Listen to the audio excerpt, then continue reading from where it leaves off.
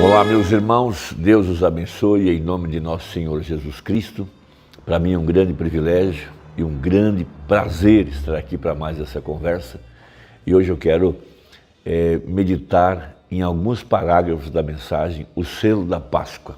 Veja, Efésios capítulo 2, referindo-se à experiência que nós estamos tendo nesse dia final, fala que a igreja que seria arrebatada teria uma Páscoa aqui no tempo do fim. E essa Páscoa para nós, o selo da Páscoa, é a ressurreição de entre os mortos espirituais. A palavra fala, levanta-te de entre os mortos. Veja, mortos pela incredulidade na palavra. E nós sabemos que todo aquele que veio de Deus terá que voltar para Deus, porque só há uma forma de vida eterna. Essa é Deus. E somente os eleitos e predestinados possuem vida eterna, porque eles estavam em Deus desde antes da fundação do mundo. Por isso, somente os predestinados é que contam na redenção, porque redenção significa trazer de volta aquilo que se perdeu. Então o eleito, o predestinado, está voltando para Deus, de acordo com a profecia. Veja, e nós sabemos que esses são os que ouvem a voz do bom pastor. Os demais não ouvirão, serão enganados. Mas o eleito, veja, São João capítulo 10, minhas ovelhas ouvirão a minha voz. Uma das principais características da eleição é ouvir a voz de Deus que vem através da palavra. Foram 7 eras da igreja. Para cada era, houve uma mensagem. Deus mandou um mensageiro, uma estrela, um dos 7 olhos, um dos 7 espíritos de Deus.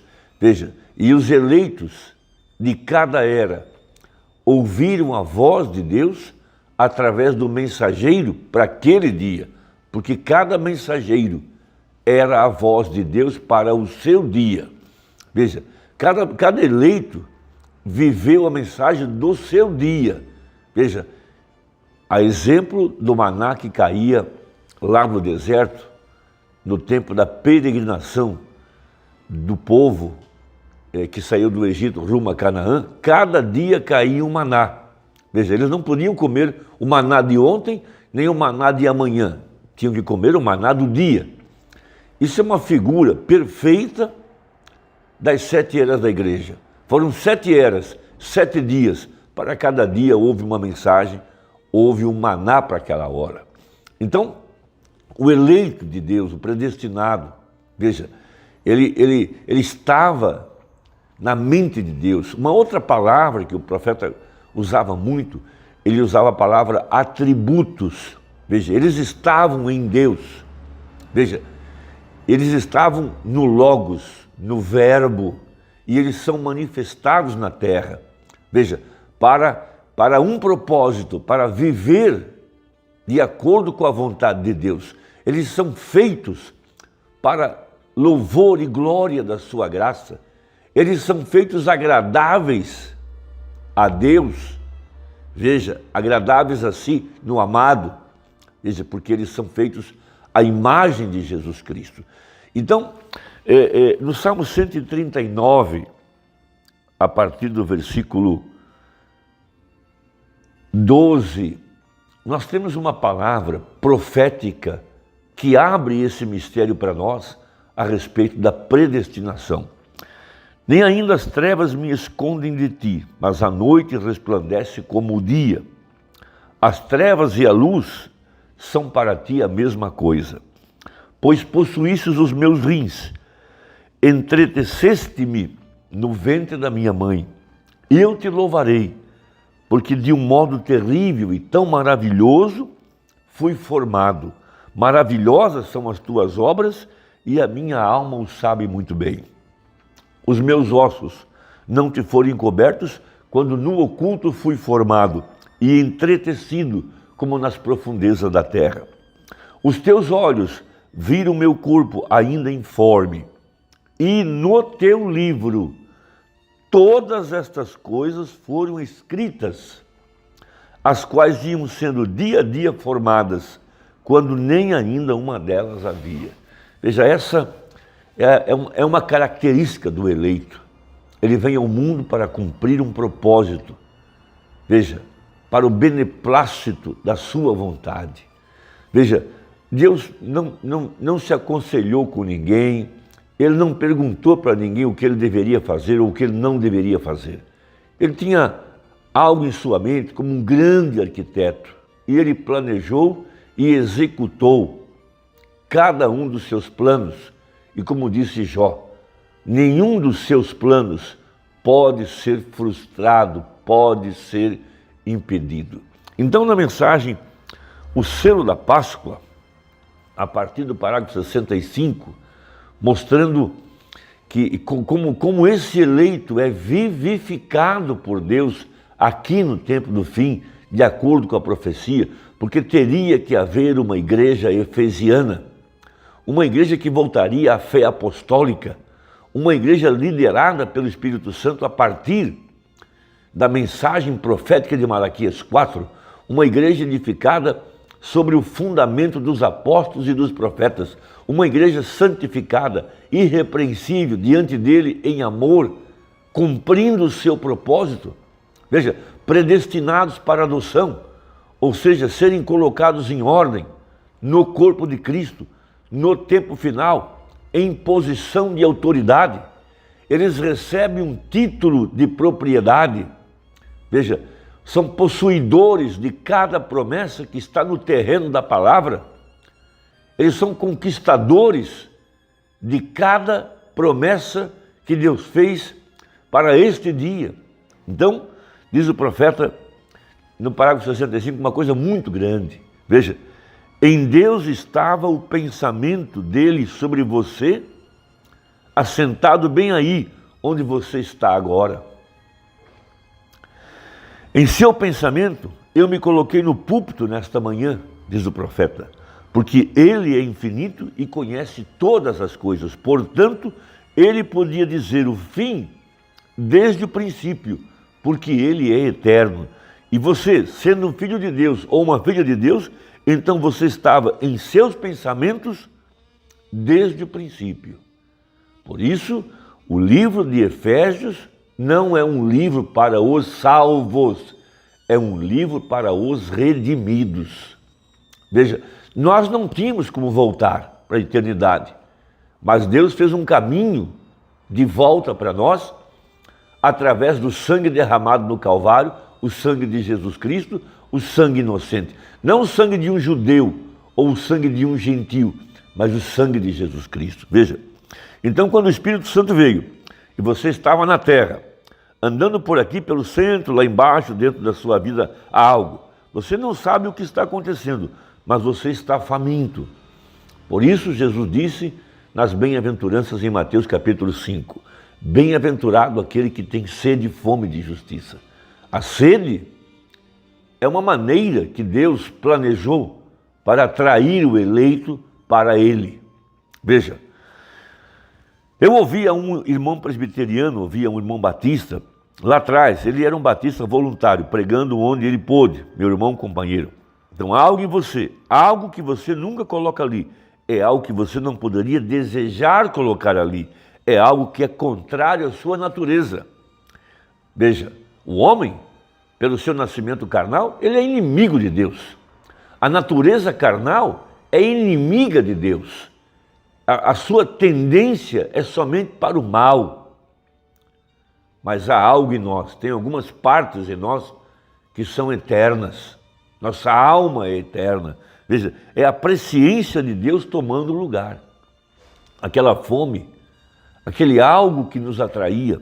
Veja, a palavra de Deus, como Jesus foi nascido filho de Deus para ser Emanuel, a expressão total de Deus em um homem. Jesus é a revelação completa de quem Deus é, seu caráter, sua natureza, seus modos, seus modos operantes. Ele o encontrou em obediência perfeita lá embaixo no Rio Jordão, sendo batizado por aquele profeta. Veja, a palavra veio ao profeta na água, enquanto o profeta estava batizando. Logo que ele obedeceu e saiu daquela água, os céus se abriram para João e ele viu o Espírito Santo descendo do céu, dizendo: este é meu filho amado. Veja, obediência perfeita. O Espírito havia procurado em obediência. Ó homem ou mulher instável nesta manhã, quando você está sentado aqui e há algo em você lhe dizendo para fazer isso de um modo correto, é o Espírito Santo te sondando para levar você até o conhecimento da verdade desta hora em que estamos vivendo agora. Então, o eleito, o predestinado, ouvirá a mensagem para o seu dia. Essa é uma identificação perfeita do nosso chamado, da nossa eleição. Veja, não alguma era que já passou, mas a era agora. Lá haviam milhares que estavam obedecendo a hora que havia passado. Os judeus, nos dias de Jesus, se referiam a Moisés, se referiam a Abraão, se referiam aos profetas do passado, mas não podiam captar a mensagem para a hora. Veja, eles estavam obedecendo a hora que havia passado, mas lá havia a hora presente.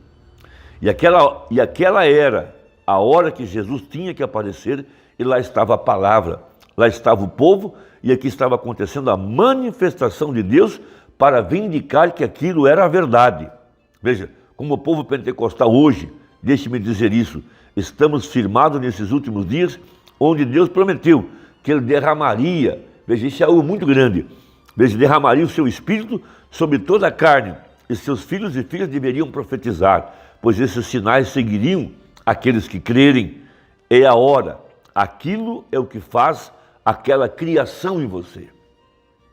Então esse gene, essa semente colocada em nosso coração, veja, da presciência de Deus, essa predestinação nos atrairá para a mensagem da hora, para a mensagem que está sendo pregada pela voz de Deus. 7 vozes, veja, 7 manifestações, 7 altares de misericórdia, começando por fé, logo virtude, logo conhecimento, são altares de misericórdia, logo temperança, logo paciência, logo piedade, amor fraternal e por fim a pedra de coroa. Veja, formando o propiciatório completo. Por isso Deus pôde tomar o 7º anjo aqui no tempo do fim e colocar todo esse altar de misericórdia, esse propiciatório dentro de um vaso humano. Ali estava Jesus manifestado, a palavra feita carne, para atrair o eleito e conectá-lo com a eternidade. Tudo reunido numa única pessoa, Jesus Cristo, através do seu corpo que é a igreja. Então veja, ele cita ainda no parágrafo 75, ou melhor, não 75, parágrafo 81. Então veja, há um grande imã colocado nos céus, que Deus um dia tocará os seus dedos nele, e ninguém sabe a hora que ele virá, nem mesmo os anjos do céu sabem, somente Deus é quem sabe. Mas lá tem havido algumas representações que têm saído da Bíblia, cristãos da Bíblia, crentes para esta hora. Um deles talvez foi um eixo lá atrás em outros dias, talvez isso seja alguma outra parte, e isso segue em frente para fazer o grande regime de Deus, porém isso será moldado na panela, no grande forno de Deus e derramado outra vez na imagem de Deus, e somente aqueles que forem atraídos por isso serão levados.